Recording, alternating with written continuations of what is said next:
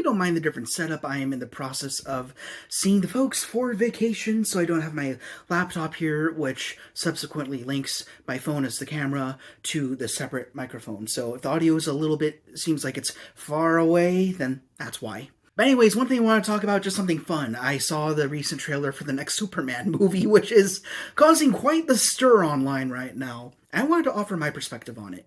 I'm a Christopher Reeve guy. I love the original Superman movie, and there's actually a little story behind that. This wasn't the very first time I saw the Superman movie, but the most important time was actually on the very day that I was diagnosed with autism. It was like something out of a sitcom. So basically, my dad gave me some days to not go into school because I just wasn't having it. It was not a good time. Again, like 2014, around there. Yeah, 2014 seems about right. So I was still in high school. And I had to go through a variety of tests, stuff like that, exams, to, see like what was going on with me, what was happening. And then basically the doctors and psychologists or whoever was studying me at that point, they came to the conclusion that I was on the autistic spectrum. And my dad didn't outright tell me exactly what was going on. He gave me a little bit of time to just relax after all the tests, sort of just to chill out. And then on the drive back home, I remember it vividly. It was like something out of a sitcom. He said, I was asking him, so what's going on here? And he says, Max, you're autistic. And I go, I'm what? And then it was just like it was something out of TV. Like, seriously, it was like a comedy special. Obviously, at the time, I was terrified, but now I understand what autism is. It doesn't freak me out anymore. So, like, you get past the stereotypes, you learn about all your little intricacies, your little quirks, and then you're like, okay, that's what I am, big deal. But anyways, getting back to Superman, to help me feel better, my dad actually brought me home, and he threw on the Christopher Reeve Donner Superman movie, and that made me feel a lot better. So I have a very special tie to the original Superman movie, 1978.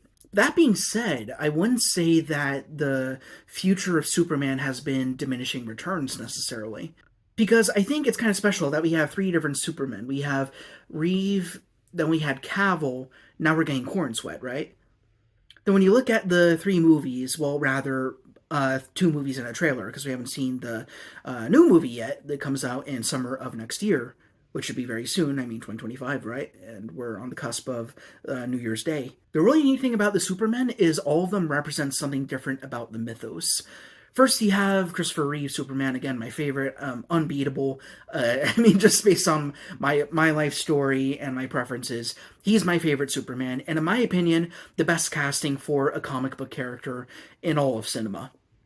And for me, that movie, and I guess a sequel too, although it's tough because there's a director's cut as well, so it gets a little muddy, but to me, Superman 78 is like the classic golden age idealized Superman, which is a great movie to have. And it's not a movie you'd see being made today. Because today, you always have to have some sort of commentary. It needs to be a little bit more complex. But Superman 78 was special because it didn't have that complexity at all. It's simply just the goodest of good guys out to save the day. And that's nice. It's okay to have a movie like that. There's nothing wrong with it at all. Of course it's campy. Of course it's cheesy by modern standards. It's a product of its time, but that's what makes it so good. And then you hop ahead into the 2010s, and then you get Man of Steel with Henry Cavill. And this movie has garnered quite the legacy. I mean, especially in the past decade. I think it's been about a decade since the now defunct DCU kicked off. And a lot of people were not fans of the initial looks into this brand new Superman in the new movie. They thought it looked too dark. They didn't like the actor. Of course, there were Christopher Reeve loyalists like myself, right? And then when the movie came out, everyone was really cynical about it, even today, because you saw more of Superman wrecking Metropolis rather than actually saving people, which is a fair criticism.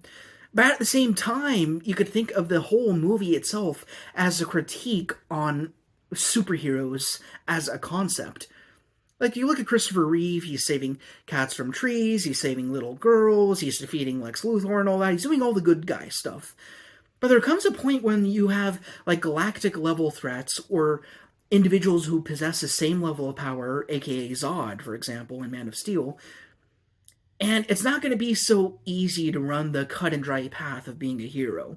You're going to need to make some sacrifices. You're going to need to ignore your own morals to just stop the immediate threat. And then you got like those weird tripod UFOs coming down and terraforming the Earth and all that. There's no time to just think, oh, what's the righteous thing to do in this very moment? You don't have that opportunity like you would in the Reeve universe. So the reason why people don't like the Henry Cavill Superman is for the same reason why people love it, because it's an extensive critique of what superheroes are. They're powerful, they're usually good, but what's the cost of maintaining that goodness and that heroism? And that is, you can't save everyone. And unfortunately, we don't always like to think that way. We like to imagine there's a dude with a cape and they can save the day at any given time. And Man of Steel showed us that's not true. There's going to be mistakes. And being that he was kind of early in his career of Superman, Henry Cavill anyways, more specifically, when he had to defeat Zod, they just screamed in anguish. That was because he had to go against his own ethics to barely scrape by in saving the planet. And even then, there's towers are destroyed. The UFOs have killed millions of people, probably. So that day was a failure. But heroes fail, and that's an important story to tell. And then you get to the David Cornsweet movie, and I watched a trailer, and of course, there are two types of people. There are people who loved it and people who hated it. For me, overall, I'm kind of excited about it. I mean, firstly, I'm not an MCU person at all. We'll talk about that on a whole separate video. So I'm not really big on the whole team-up concept. But this movie, I feel like it's in good hands. You have a lot of different characters. You got the Guy Gardner, Green Lantern, you got Hawkgirl, you got Mr. Terrific, I think, and then a whole bunch of other folks. And then Crypto the Superdog, who's everyone's favorite now. He's like the new Grogu at this point. Or the new Groot, rather, right? And honestly, I watched a trailer, and even though I had a few little issues with it, overall, I think it's all well and good. It's a brand new take on Superman. Again, you got Christopher Reeve. He's a golden age version of the character. Then you get Henry Cavill. He's a critique on the character. Then you have Cornsweet, and it looks like it's going to be like the branching, bonkers legacy of Superman. It's going to be more in tune with the animated shows, if you will. And now that I grew up with those animated cartoons, I've seen a few episodes here and there, but I never quite completed all the series or anything like that. But I got the basic idea from it. And as a really good movie critic, Sean Chandler, put it, what we're getting in this new movie, it looks like it's going to be a lived-in universe where there's going to be other characters flying around the skies and stuff like that. And that's something that I would usually be against. However, the movie is being helmed by James Gunn, and that's another reason why people are really worried about this movie. Because people are Zack Snyder loyalists. And what Zack Snyder did with DCU in the past, with Henry Cavill, Justice League, and all of that, overall, it is seen as very great and highly revered, especially by people from my generation. It's not my favorite necessarily. Again, I prefer Reeve. But even then, it created a big milestone in comic book movies. So a lot of the hate that's going towards the Cornsweet movie is because people live and die by Henry Cavill, live and die by Zack Snyder, right?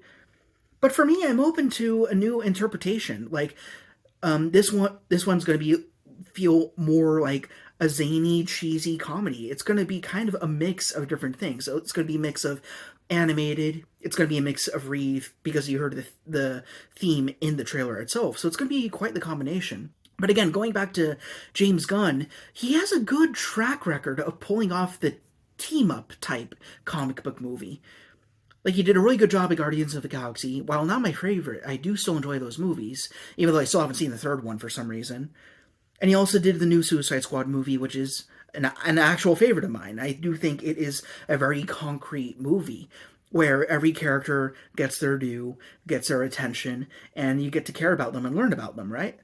So watching this trailer, it's a mix of emotions. If you haven't seen it, I don't know why you're watching this right now. You should have seen that first. But it's going to be a combination of a number of things. A lot of new, a lot of old. I think more good than bad.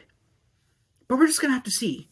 Personally, I think my biggest concern right now is that it doesn't fall too much into the trappings of MCU. Personally, I don't like when you have a lot of characters and you don't get enough development for each of them, or you get all of them spitting out the exact same boring type of humor, which is what kills the MCU for me. But I think as long as he can avoid those trappings, this movie could feel like something wholly original. So overall, I'm excited for it. I'm curious to see what you would think about it in the comments below. It's going to be a new take at the very least, and even if the movie sucks, at least someone tried their hand at creating a very, very comic influenced Superman movie, where again, there's other characters. It's like bright day everywhere he's going, and you got oversaturated colors. You got concepts as crazy as Crypto the Superdog, which you probably wouldn't see in Henry Cavill's universe. Maybe not in Christopher Reeve universe, although that would be kind of cute to see. I'd kind of like to see Christopher Reeve with the dog. So yeah, I don't know. I think it's a good move. It's going to be interesting, and I know a lot of people are up in arms against it, but I'd say try something new. You never know. You might be surprised. Don't think of it as a direct continuation of Henry Cavill's Superman. It's not going to be that. Of course not. It's going to be its own story, and hopefully it has its own version of Superman's origin. It just doesn't just kick off and go. I hate when comic book movies do that and they give you no origin and the character just exists. So hope you get a build up, and then we can get into the fun stuff. But again, time will tell. Really looking forward to 2025, which I haven't said about a year in a very long time, since 2020 probably. So I'm a Superman fan. I mean, I love Batman and Spider-Man as well, but Superman's in my top 3 too. So I am very excited about this film, and yeah, we'll see where it goes. Let me know what you think.